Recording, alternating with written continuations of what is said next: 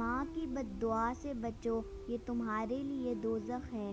ہمیشہ لوگوں کے ساتھ اچھا سلوک کرو، نہ جانے کب زندگی کی شام ہو جائے۔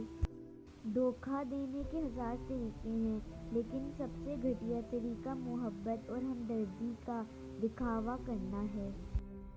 بادل کی طرح رہو جو پھولوں پر نہیں بلکہ کانٹوں پر بھی برستا ہے۔ جب سایہ قد سے بڑا اور باتیں اوقات سے بڑی ہونے لگے تو سمجھ جائیں کہ سورج غروب ہونے والا ہے۔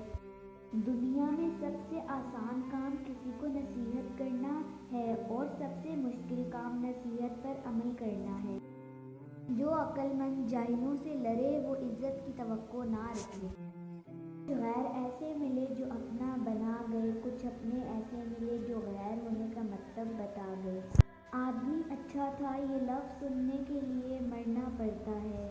محبت کو الفاظ میں نہیں لہجوں میں تلاش کریں، الفاظ تو منافقین کے بھی بہت میٹھے ہوتے ہیں۔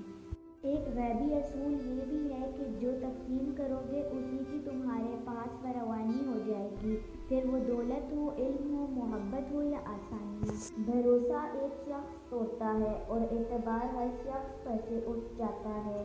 مت پوچھنا کہ درد کس کس نے دیا، ورنہ کچھ اپنوں کے سر بھی جھک جائیں گے۔